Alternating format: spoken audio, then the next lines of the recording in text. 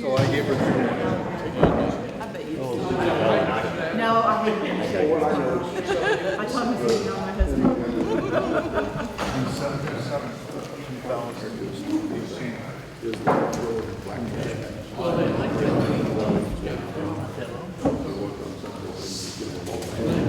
What inspires it?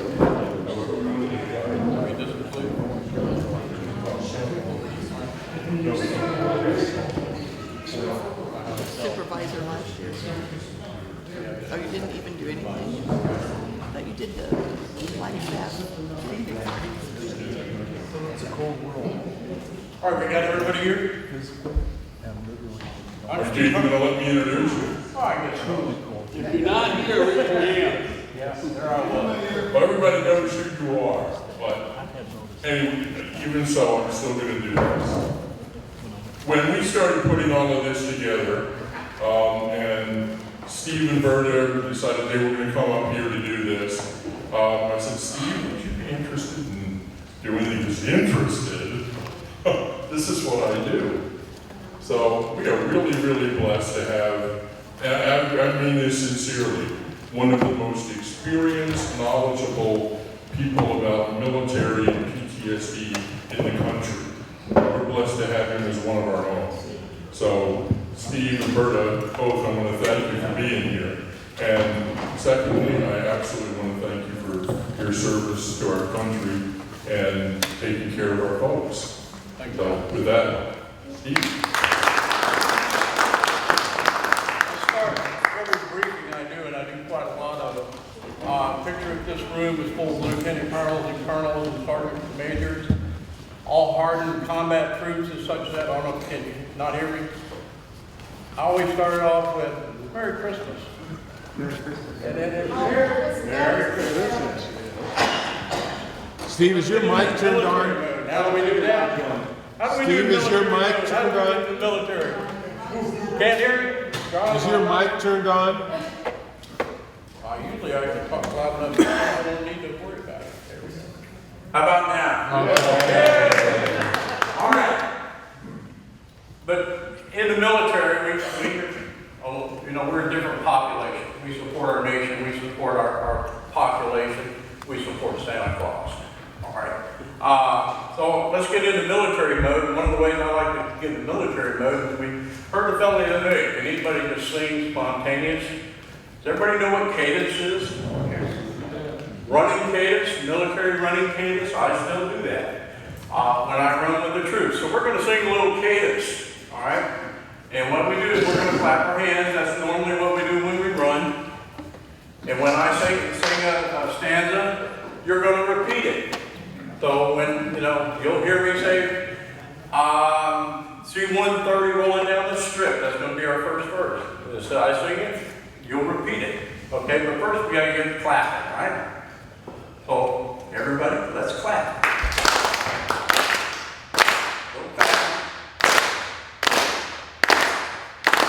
C-130 rolling down the strip. C-130 rolling down the strip. Our good Santa gonna take a little trip. Our good Santa gonna take a little trip. Stand up, hook up, shuffle through the door. Stand up, hook up, shuffle through the door. Jump right out on a count of 4. Jump right out on the count of 4. Hey, 1, 2, 3, 4. 1, 2, 3, 4. 1, 2, out the door. 1, 2, out the door. Thank you. All right, as I say, John asked me, he said, hey, send us a bio. I'm like, well, okay, you ever tried to write about yourself, whatever, for somebody else, whatever. I spent 20 years, my bio is in there, I spent 20 years in the Army. I started out as a clinical nurse. I was an independent corpsman on a nuclear missile base. I've been in combat too many times. I did combat intelligence, and one of the special things I did in the Gulf War, my job was to gather intelligence on active duty and allied medical sites. Everybody wave. Everybody wave.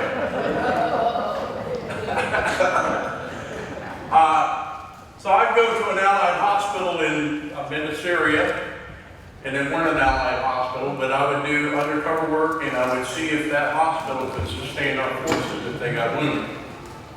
I went in civilian clothes, I had a nice looking beard and all that. Other things I did in combat, when in Kosovo, I was there and such as that, and I had a nice bushy beard, and they always said, oh, it's the CIA guy. No, it wasn't the CIA, but I was Santa Claus, but that's okay. But there we are. This is a formation of troops. I'm standing out in front of this formation. We're going on a Santa's toy run. And that killed me. I was running, 4 miles, this was a couple years ago, and each of these soldiers had a rucksack on. As we went down the run route, people would run out and stuff a toy in their rucksack. Wow. So, you see all the troops. It was a good time for us. But we gave a lot of toys for tots, toys for military kids, all kinds of stuff. The soldiers really enjoyed it, and so did we. Let's see if I can get this to work. All right, military and Santa. Spirit of Christmas is all year. I talk to the military all year about Christmas. I say, I start all my briefings off, Merry Christmas. And commanders will, and they'll reply occasionally. But when I show up in their formation at 6:30 in the morning in June, and I have a Santa America shirt on, or a Santa suit on, it's like, oh, Santa Claus is at our PT. Is he going to run with us? Scared the dignity out of it. You can do this too. You go to the field in March. Soldiers go to the field. Here in Leavenworth, they even go to the field out there, even though it's Command General Staff. All right? But Santa and Mrs. Claus bring a touch of home to the troops. They may be away, they're from wherever, you may have sons, daughters, grandchildren, such as that are in there. But Santa's, wow, Santa, you're here. Here I am. When I go to the field and 2,000 soldiers just parachuted in and I'm standing on the edge of a drop zone, I'm kind of noticeable. And they're like, Santa Claus is here. You hear it over the radio and the military net. All right. But, I encourage the units, we got a lot of single soldiers out there. And when they have Christmas parties for families and such as that, those single guys are kind of left out, and girls. So we want those units to include those single soldiers. And they have a program in the Army called the Better Opportunities for Single Soldiers. And they activate these single soldiers, they take them on trips, they do all kinds of wild and wonderful things, but they also make very good elves for Santa Claus and Santa America. Every military installation has a boss program. Right?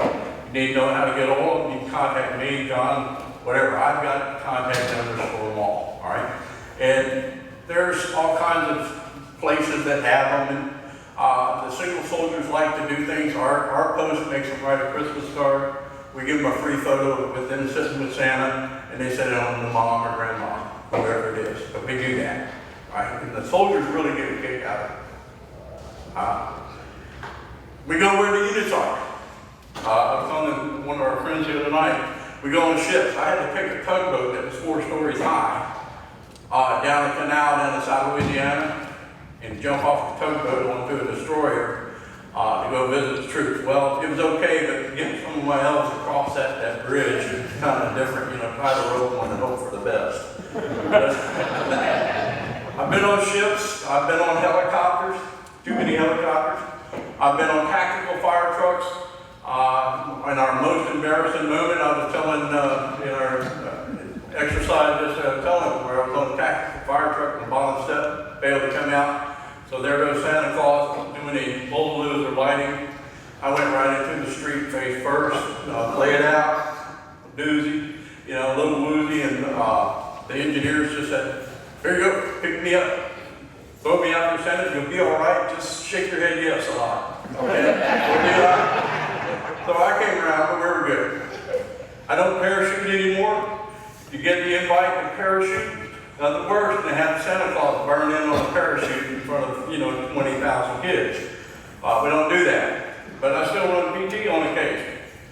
I've got my red sneakers, running shoes, and such as that. And my cardiologist will allow it, I'll get out there and I'll go, you know, but I do run PT with them.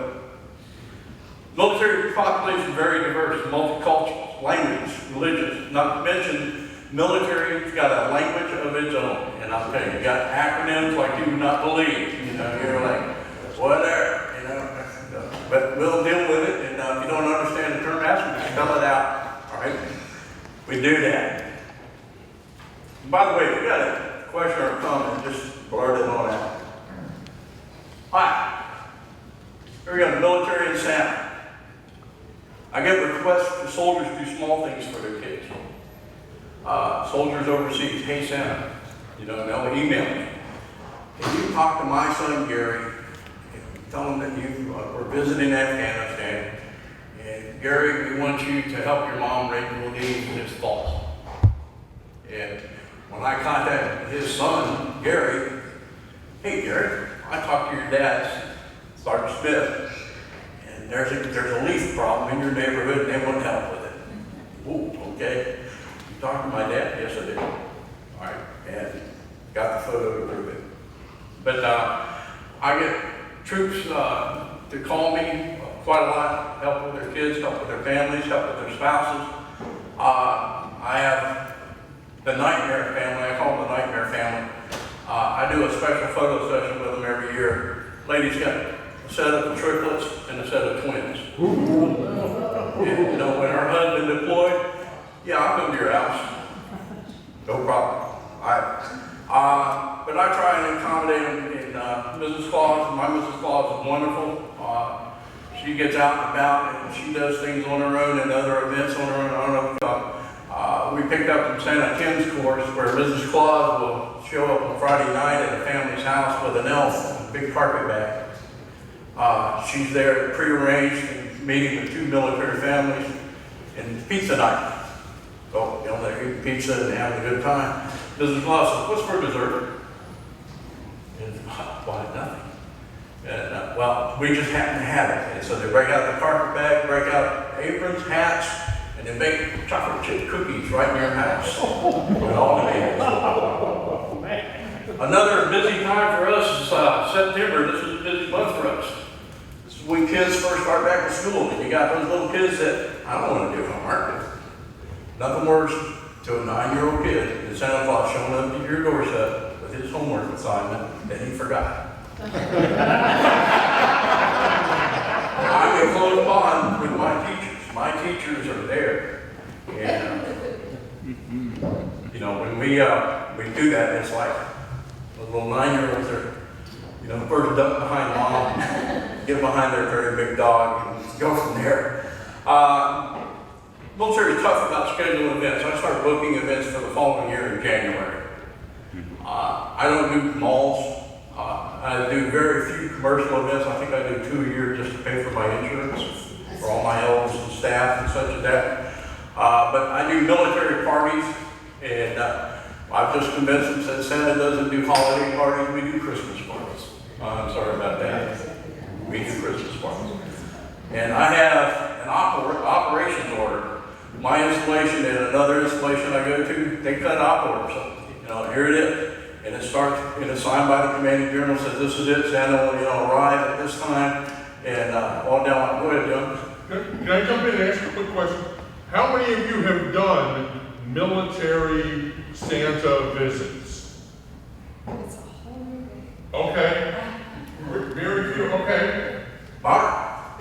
And I guess the second question is, for those of you that have, do you have a military Santa suit? No. Okay. yeah, my sister-in-law made my suit, and by the way, and last year somebody sent me a Facebook message. It went worldwide again, you know, Santa there, you know, here's General Santa, and it's got, you know, I'm standing proud with my Santa American patch.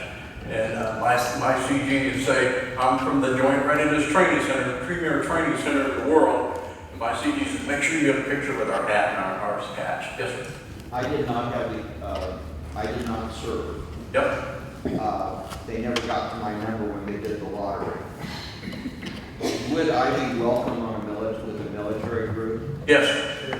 Santa Claus is always welcome. Now, one of the things, when I book a military party, all right, it's usually, you know, they have the family readiness groups in the Army, Navy Relief. Navy has a different title for it. I know there's a Marine Corps base here in this area too. They book a small party. I usually limit anywhere from 30 to 150 kids. If so, we'll do it in shifts. Because, you know, as I say, I don't do malls. The reason I don't do malls is because you don't get to spend time with the kids what they want to do. Exactly. Right? You got a manager when 50 kids a minute, 50 people an hour. No, I don't play that. Actually, that's not 100% true, because I do malls, but before Thanksgiving, there's a lot of time Yeah. that you can spend, and there's a quite awesome. I think you mentioned earlier a lot to do with your photographer, who's doing the photography, who's doing the Yes. photos. Sorry, photo, you work for me. You know, that's it. But I want to spend time with those kids. I want to spend time with those parents.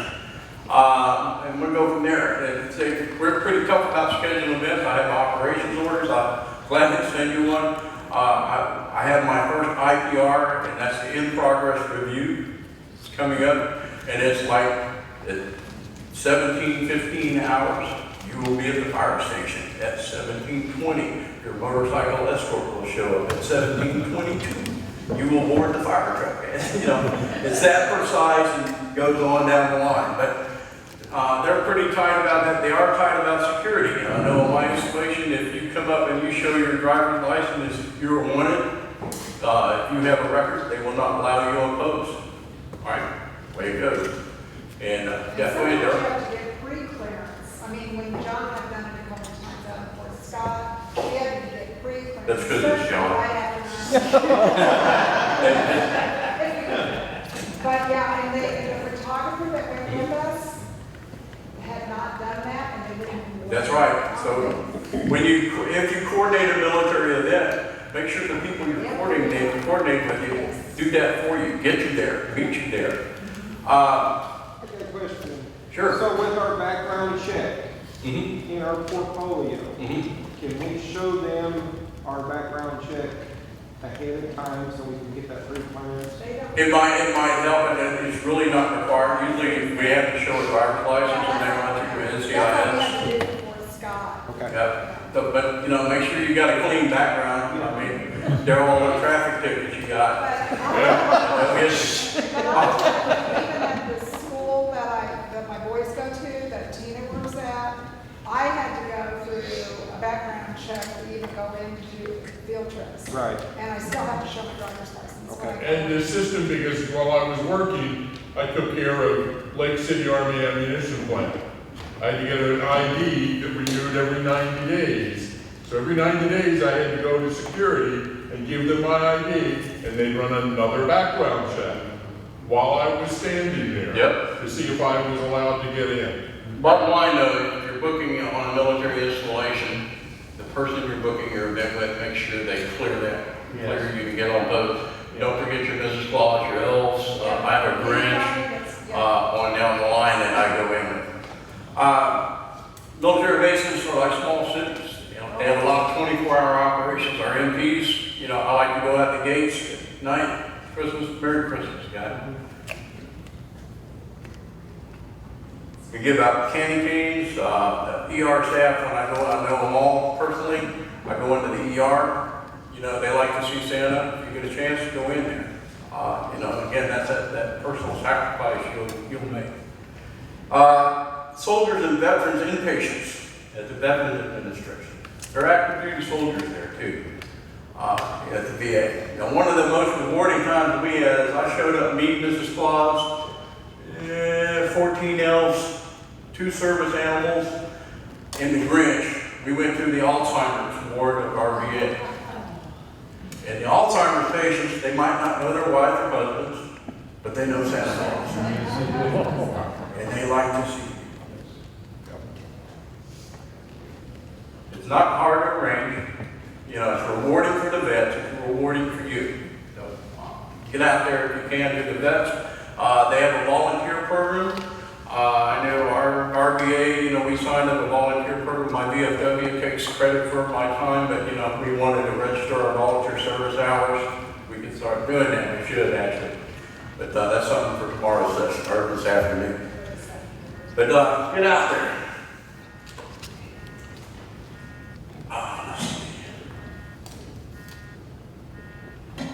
Let's see. Hey, Steve, you And better. for those who attended the event at VA Hospital the other day, were those folks excited to see us? Yes. Were there smiles? Yes. Was there laughter? Yes. And the PR guy that took us around and sent the pictures told me, he said, you know, we don't get enough of this, especially in the off seasons. And he said, there were a lot of smiles and laughter here. He goes, we as an organization have really been struggling with suicide. And you don't know that somebody that you touched today, you didn't prevent them from killing themselves. And I'm like, whoa, it just, Yeah. so, well worth it. Well, we're doing military events. This is myself and Mrs. Claus, or Dana Trujillo. We both volunteer for life. This is in October. Remember I said we like Christmas all year. These children are children of deployed soldiers. And it's really interesting seeing them all together in their conversations. And we're reading a book to them called Over There. And it's one book for dads and one book for moms and dads deployed. And it's really interesting listening to these kids because they look at each other and say, your dad's over there? Yeah, well, so's my dad. Yeah, my dad's in Kandahar. Where's yours? Oh, Kandahar too. And they compare each other. Do a lot of talking when we pass these around. Pass them around the table if people want to look at them. But we do a lot of readings. June is an important time for us. We read a lot in June. I go to libraries. We'll sit down with Mrs. Claus and I. The kids like to see us. Dad, what are you doing here? It's not Christmas. I know, but it's Christmas in my heart all year. Okay?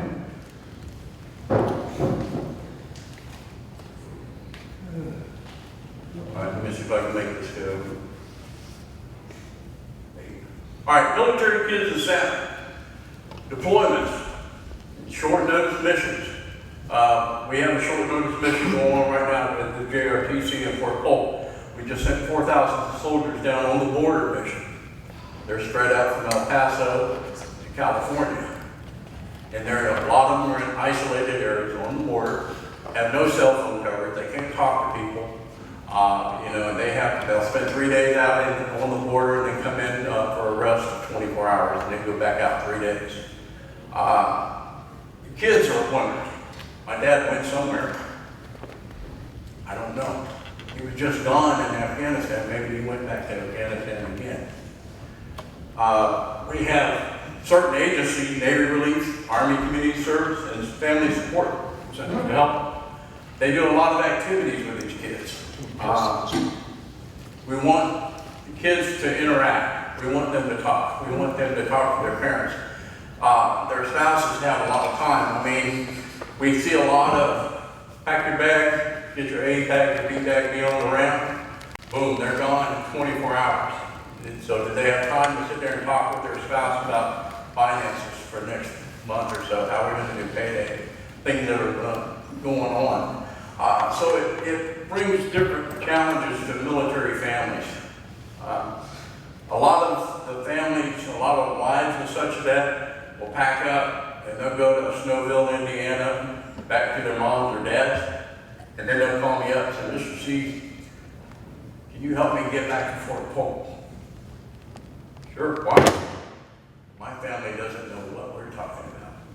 They don't know how it is with the military. Okay, come on. Military chaplains I rely on a lot. They have chaplain spurs. Great chaplain spurs. Fort Polk, we're kind of special. I have a battalion of Muslim translators. And they have one company of soldiers that are from Nigeria. They're active duty soldiers. I have an imam there. Everybody knows what an imam is? No. It's a Muslim religious leader.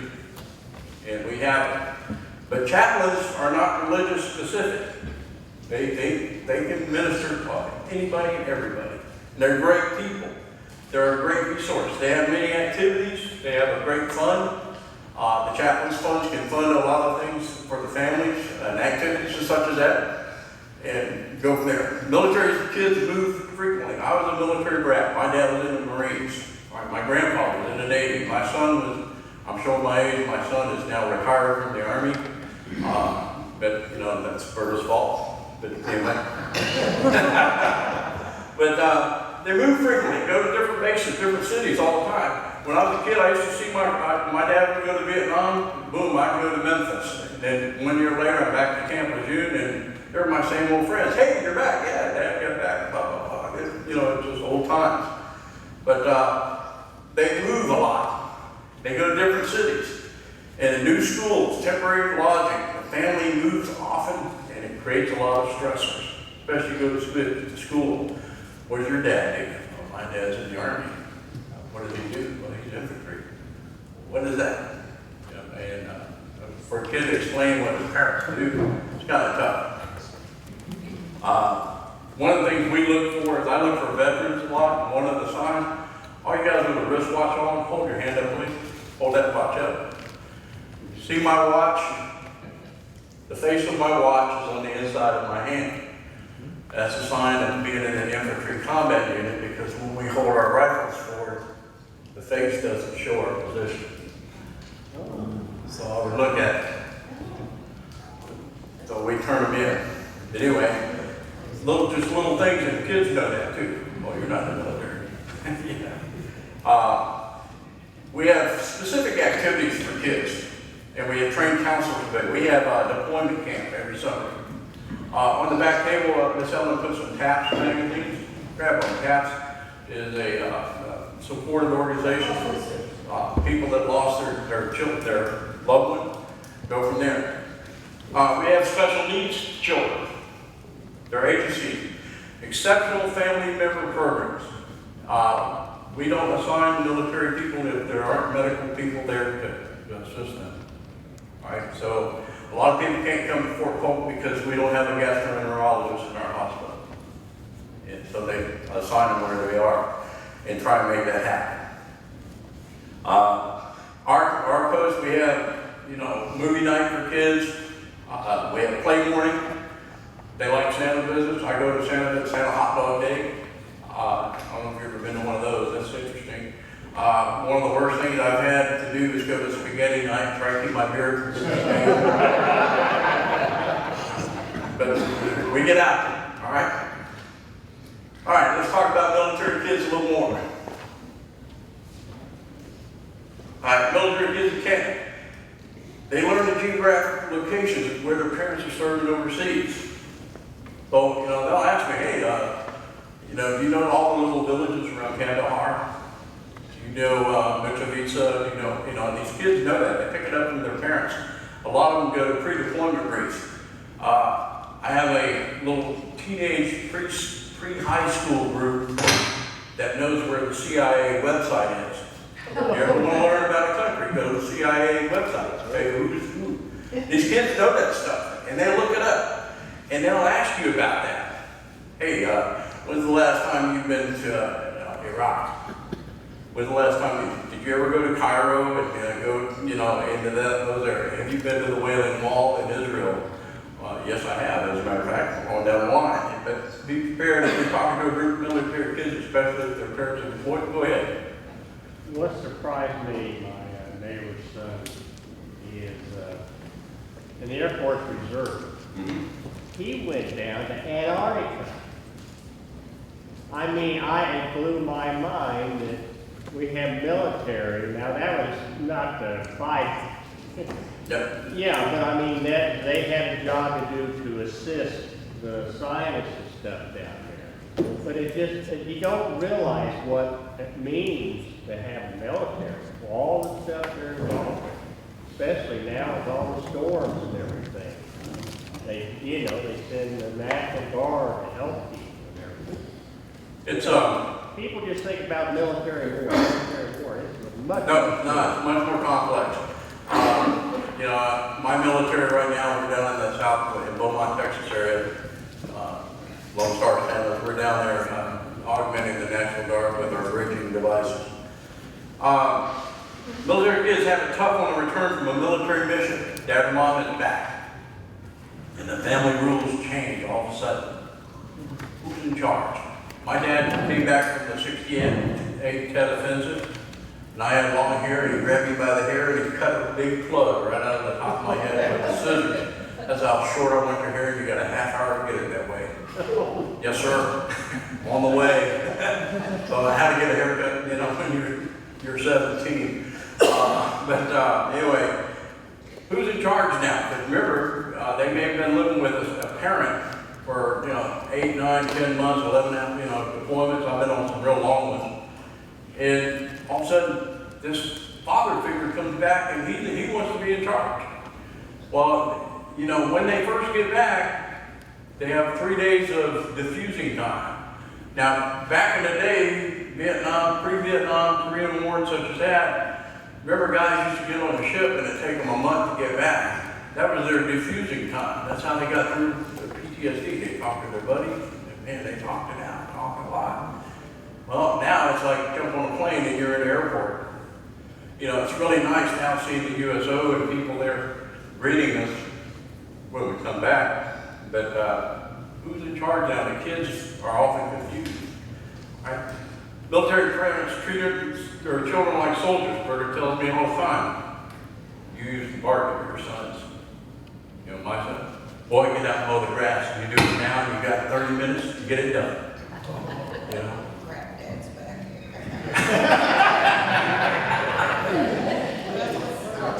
But,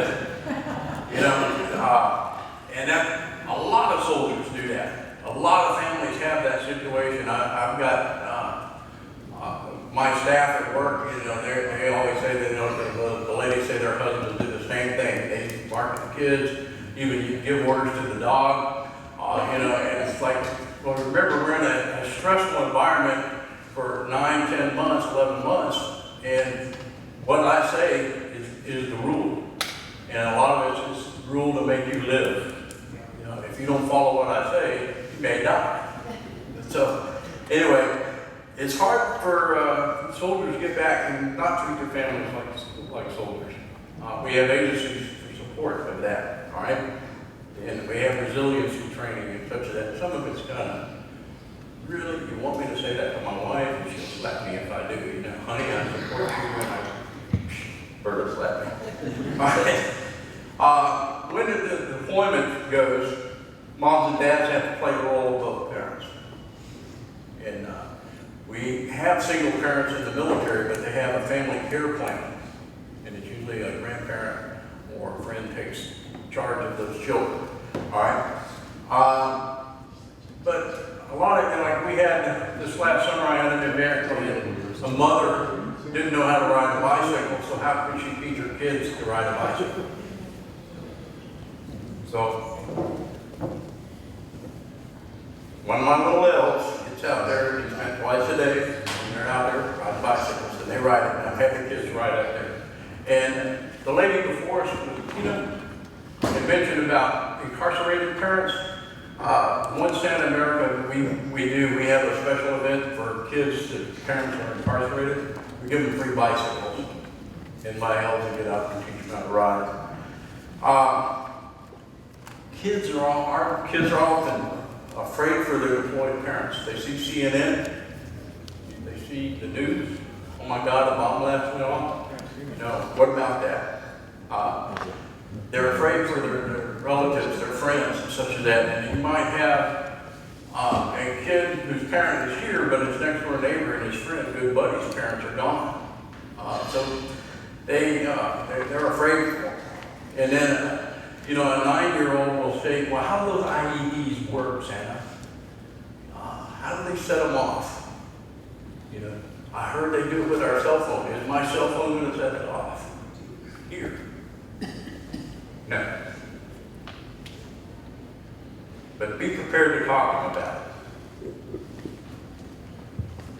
it. Hey, Steve, Yeah. while you're on the kids, military kids, the Sons of the American Legion, I'm big in the American Legion. have buddy dogs. And when we know that there's getting ready to be a deployment, we go to the base and hand out buddy dogs to the kids. That way it kind of gives them the comfort while their parent is away. Do you guys do that down south? We have pre-deployment briefs, and then we have pre-deployment fairs. A pre-deployment brief says, this is where you're going, this is the timeline, and it's usually the soldier and the spouse. A fair is where we have agencies, ACS, Army Community Service, the American Legion, our VFW does something like that. And they give out, cards, and they make arrangements for organizational parties and such as that. But again, I can't stress you strong enough. You're talking to military kids, deployed parents, know where they're at, where they're going. Yes, sir. This young lady here has her hands up. Hi, Bert. Remember you had those dogs where that, like a plastic face with your head? Yeah. Yes. Yeah, we have a deployment doll that's a little soldier in a uniform, little red thing. You put your parents' face in it. And it has a little emergency number.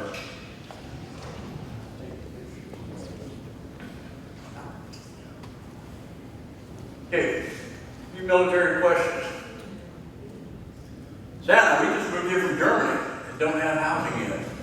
Will you be able to find me?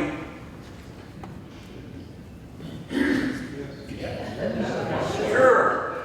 Bernard takes care of that. We got that list of stop addresses, don't we? Yeah, we'll be able to find you. My mom was in Afghanistan, and she come home, and why'd she have to go anyway? How would you answer? Your mom is doing what she wanted to do in the Army. She loves you very much. She's over there. You can't go there because you're not in the Army. Your mom wants you here and wants you to support her. You know what? Write her a card. Not an email, but physically write her a card. Kids know about the commanding general. My mom be the general. She runs our house. Why can't she be the general? But, can they do that? Well, your mom, it depends on her rank right now. Both my parents are overseas. Mom's in Kuwait and Dad's in Afghanistan. My brother and I are staying with Grandpa. Can we go see them? You can't go see them, but again, you can send them cards. You can get on Skype. Go ahead. How frequent do you have both parents being employed at the same time? Quite often now. Really? Yeah. And it's even worse if you got one parent in the Air Force and one in the Army. Because, you got to get the two services to interact and to help the families. But they have to have a care plan. And can we go see them? We can do it on Skype. We have the teleconference centers. We do that. But I'm sorry, we can't have you travel. Santa would love to even go himself, but sometimes the general won't let me. So if your mom gives me general, tell her we want to do that. My parents are Muslim. Are you really Santa Claus that my friends at school talk about? How many of you seen Muslim children? I see quite a lot.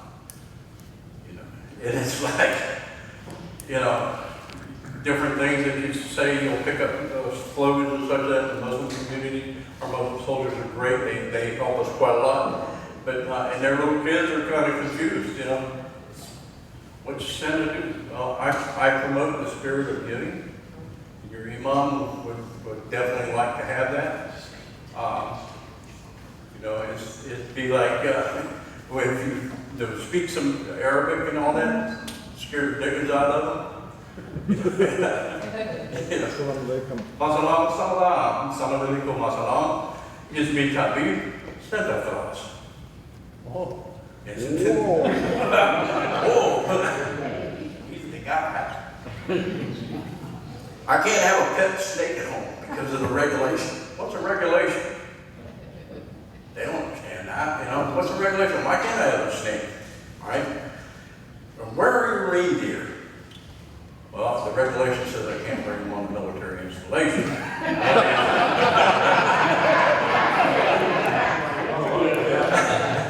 You know, so I guess, you know, in the Houston area, it's so warm, you know, I leave my reindeer in Kansas, there's a barn up here where it snows and it stays cool, that's what I do. But again, you know, where are your reindeer? I don't know. I use various transports. I have an Argo, I had a 23 T-bucket, I had, you know, various things that I ride around. Tell them they're in Kansas. But they're all there in Kansas. I'm in Kansas. All right. Remember where we talked about laying on the floor? This is a CASA child. Military family adopted this child. She has a trach tube in. She has special needs, such as that. But I'm teaching her how to play the Barbie Elvis guitar. We get out there. I do a lot with CASA. I've got 4 events booked for them already. But you know, like they're saying, those, you know, for Santa to get out there and get on the floor, and I think, you know, my opinion of Santa in America, when I talk about it, we're an elite group of Santas. We're the best of the best. And we know how to work with kids. And it makes me highly desired, and irritates hell out of photographers when I tell them no. But that's the way it goes. I want to take care of kids. All right. Baptized. I had this little girl came and gave me this card. She just walked up, smiled at me, and said, "Here's Santa." And so Mrs. Claus read it, and you know, then I read it, and here's the card.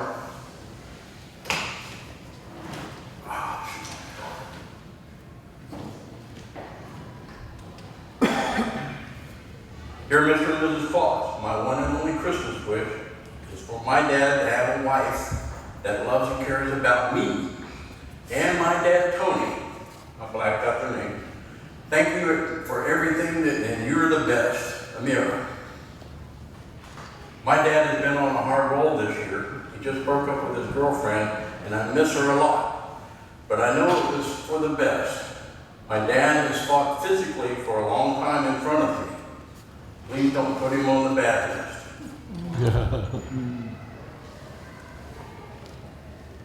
Tries his hardest. But Amira, you know, I have social workers that'll work with you. You know, I got a hold of his family. I have the social work staff. I looked it up. And a lot of the parents don't know these kids have observed this.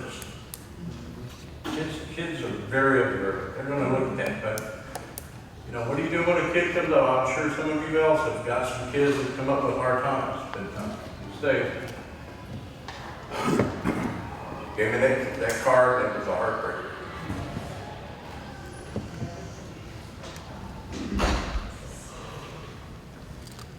And say the tough time. Then my daddy was killed last year in Afghanistan. Can you hear me when I talk to him? It's Erica, age 10. Her father was killed in Afghanistan. Yes. What do we tell her? Erica, your dad, listen.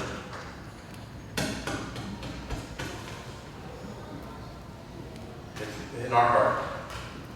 Sir, my 11-year-old son tried to hang himself so he could be with his father.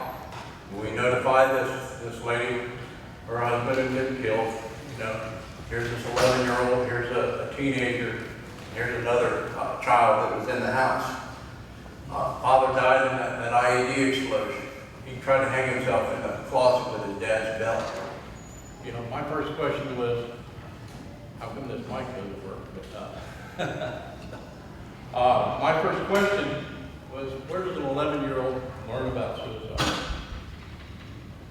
School. Television. Television. All right. I just died. Yep. Can you hear me? Mike, you need another battery? I'll talk louder. All right. So, you know, what do I do? Who do I see? Where are we going to send them to?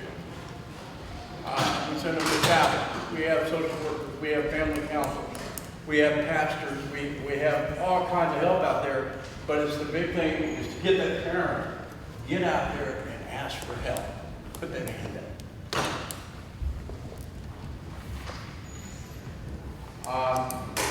I wear this badge. I'm the deputy parish coroner for our parish, along with the bishop. I'm the one that pronounces people, the manner of death. I do medical and legal investigations and such as that. In this case here, sir, you know I lost my wife.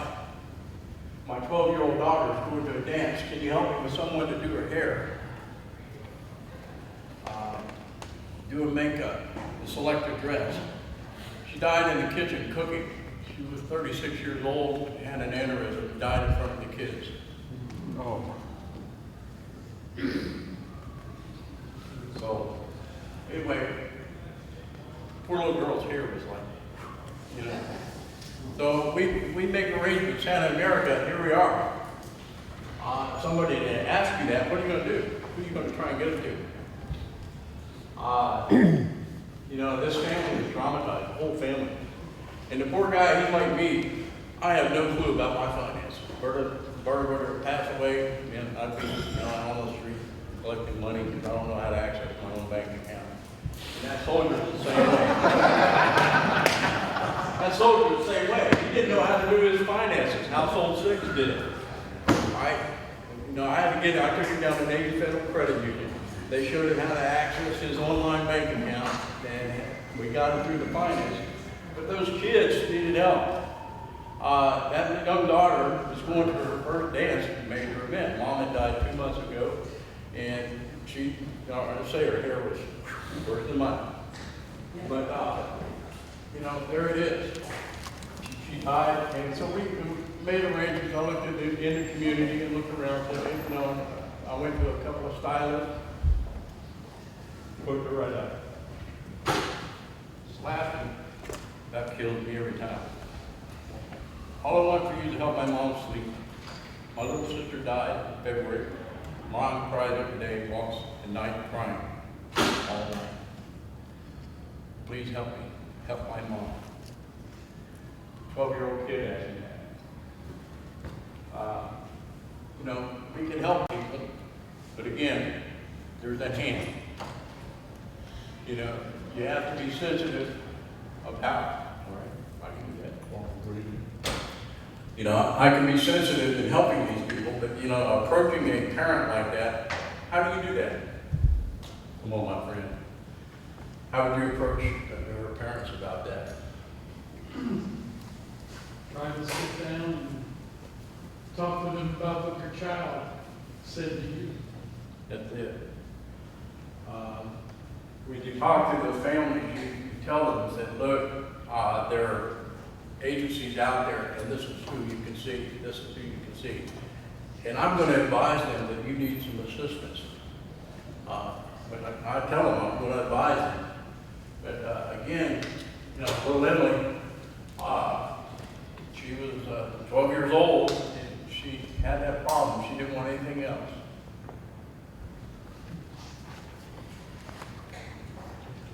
Would chaplain be a good person to first deal with? To Yes. help direct them to the correct people? Yes.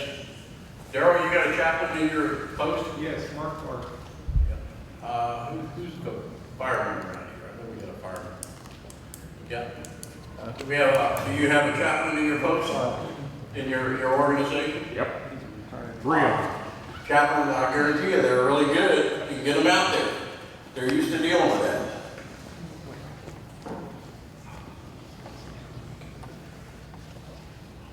All right, military post-traumatic stress. I recognized when I had some PTSD, post-traumatic stress issues, and combat stress-related incidents, when my son said, "Dad, did you shoot anybody in the war?" Well, how do I answer that? No, son, I only shot targets. That's all I did. And I'm not going to, I shot targets, but again, my son, the kids want to know.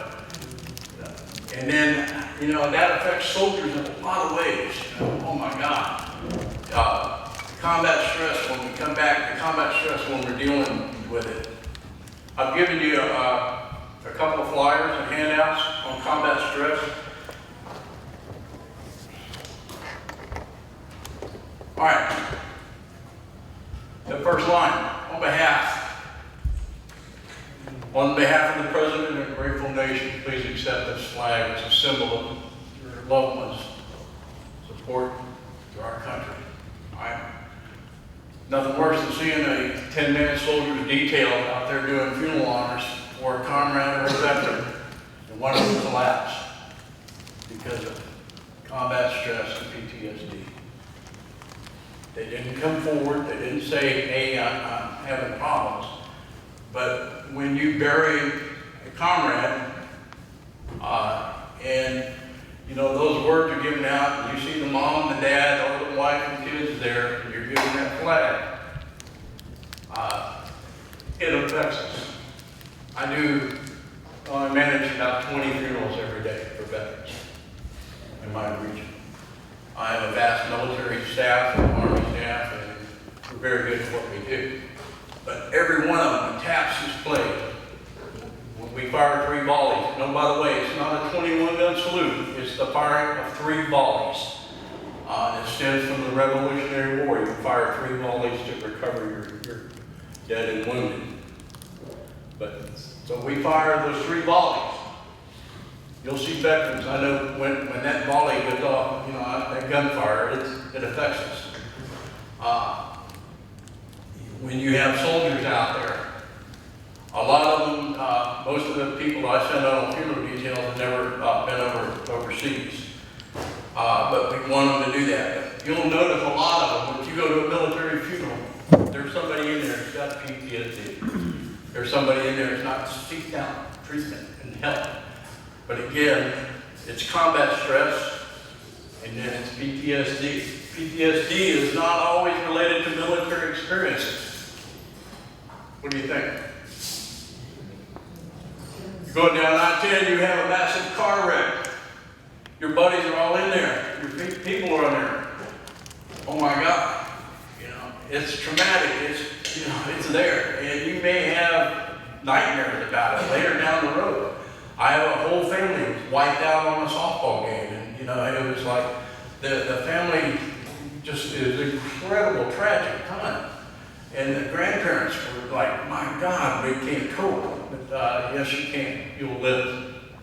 But again, who do we're going to send them to? We're going to send them to chaplains. We send them to hospitals. We send them to ERs. We send them to the professionals. Stressful experiences happened prior to joining the Army. A lot of our kids that are having traumatic issues such as that, they had some bad, tragic thing happen in high school. Lost a good friend, and it's affected them. Then they come in the Army, and the Army doesn't know, and they're not saying, yeah, wait, I had this problem. I tried to commit suicide in 1999 or whatever. They don't do that. But it comes out, and it'll come up and haunt them. All right? Many soldiers not forthcoming when they need assistance. I was guilty of that. So we don't always reach out, but we need that help. We don't, drugs aren't the answer, and a full Heineken doesn't do it either. All right? But, a lot of soldiers say, well, I'll go down to the BMW and I'll sit around the bar. No, don't do that. Diet Coke, you can talk to people there, but don't do that. Many agencies are professionals to help. Sometimes troops need to help them out, reach out. Again, reach out, grab it. What are some of the agencies in your area? Veteran suicide prevention. Veterans Crisis Line, Veterans Hotline. What about civilians? Policemen, what do you guys have? We got some retired cops here. Fraternal order. You got the police, all right. There's your city, I'm sure has certain things too. But again, reach out. Commanders at each level are concerned. They conduct individual level risk management assessments. Yes, John? You have 2 minutes. Oh, maybe. All right, we'll get through it real quick. Pine Tree Counseling, what's that? That's where that little squad leader, he's all of 21 years old, he takes that 19-year-old private, how you doing? You know, you did this, yeah, you screwed up, but you know what? Life goes on, nobody got killed, nobody got hurt, don't do it again. Let's do it, all right? Individualized, tailored counseling, all right? And then post and pre-deployment screening, we do it all. We do all the screenings and such as that, and you know, it's pretty helpful, but you know, we'll do them on the spot, we pull them out on down the line. All right, military post-traumatic stress. Alcohol and substance abuse, not the answer. The days of going down to the club with the whole unit drinking beers and such that, those are gone. Society has changed. Right? We don't go out there and do beer busts anymore, and such as that. Battle buddies. Soldiers have battle buddies. They actually, I've seen units have unit rosters. You know, John Shuey is here, and his battle buddy, you know, is Jack, going down the line, and how to contact them. They're key to assisting each other in these post-traumatic stress situations. We watch each other. We talk to each other. We look for the signs and symptoms. I gave you a handout, every soldier gets those. All right? The little book has all the signs about it. One of the biggest things that most of the spouses complain about is my husband at night when he's sleeping, he snores like terrible, but even worse, he kicks all night long. And every once in a while, he'll scream. And we've had guys having nightmares and such as that wake up choking their wives. All right? And the wife will say, he won't go in. Yes, he will. We'll make sure they go in. We have intense suicide prevention programs. There are suicide prevention, family life chat embedded into the units, behavioral health people. And again, PTSD is not only combat related, it's specific to soldiers, sailors, airmen, family members suffer a stressful incident will require professional assistance. All right, John, how am I doing? 5 minutes. All right. But anyway, PTSD, I've given you some pamphlets. I have some extras if you want to take them home. By all means, do that. But PTSD, post-traumatic stress, is related to combat stress. If you're in combat, you're going to have stressful times, stressful moments. You know, gee, sir, that guy just shot at me. Well, guess what? John Wayne is only in the movies. You know, they will shoot you, they will kill you. All right, those bullets. When I was in Mitrovica, I had the Serbian army was shooting up our listening towers, and the little kids that I was with were saying, you know, sir, they're really shooting at us? Well, no, they want your device. If they were shooting at you, you'd be on the ground.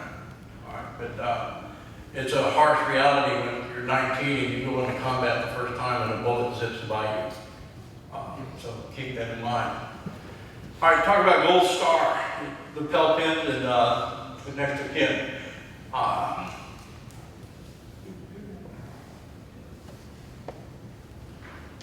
Everybody heard of Gold Star families? Yeah. Okay, there's a big movement afoot. A lot of people are confused of what's the difference. Gold Star is the purple one on the left of the screen, and the next of kin is the one on the right. Gold Stars were killed in theater, usually in combat and KIAs. Although, remember the incident in Fort Hood where the terrorist guy went through? They awarded them Gold Stars. Every state and union has a Gold Star family group. They have a big one, I think you're right here in this area. Yes. All right, contact them. Look them up online.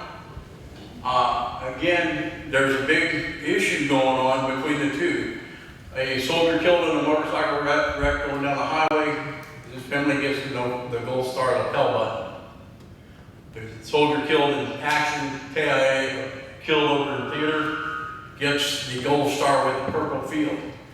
Well, we had to go to the Blue Star moms and been to some of their meetings and such of that, and you'd be surprised they get these big squabbles. My son was more important than yours because he got killed in action, and I have the purple one, not the gold one.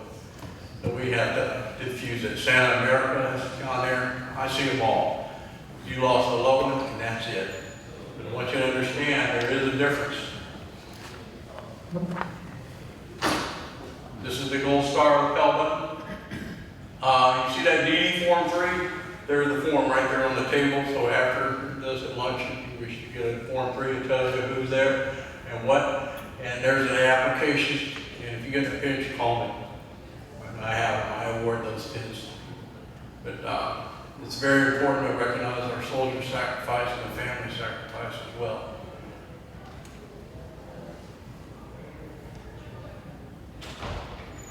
This is the next to kin lapel button. This is one you'll see more frequently here now. This is any soldier, airman, Marine that's getting killed stateside, car wrecks and such that, they get that.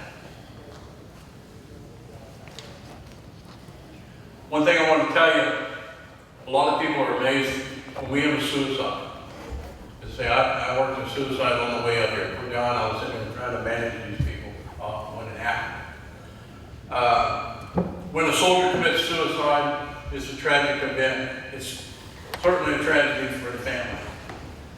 Especially when they leave little kids. It just breaks my heart every time they do it. And I talk with those kids. But one thing I want you to know about suicides in the military, they still get the insurances, which a lot of civilian insurance won't get. So when a soldier dies, or a sailor, Marine, or whatever we have, first it's called a death gratuity. Within 72 hours, I will pay a family member designated as a soldier $100,000. Right? Now, within 30 days, I pay them $400,000 or a lesser amount if the soldier is so elected. That family financially is taken care of, but some of the problems we see when we award this money, family members come out of the woodwork they never see, and they got the handout. Hey, I'm having a problem paying my college bill. I had one young wife whose husband was killed in Rio Grande, Louisiana. She had a barbecue for her family, brought them all up, said, thank you for coming. I did not win the Powerball. Don't ever ask me for money again. You're welcome to visit, but that's it. It's sad. But they may need your help. Don't, Santas, go give them a personal visit, especially if they have kids that are older kids that don't understand suicide. Take some suicide training yourself, but go visit those kids, understand what happened. We don't know why. We don't get notes anymore, but now it's all social media. But we don't know why they commit suicide. We probably all had friends, some associates that have done that. We don't know why. Seniors our age, but most of you are younger than me. It's usually, I developed a life-threatening illness, and I'm not going to go through chemotherapy. Seen a lot of that. Hopefully we don't have violent stuff like that. But get out, visit your families. If you have questions about military, I've got business cards available. Senator John can usually get a hold of me all times. But anyway, thank you for everything we do.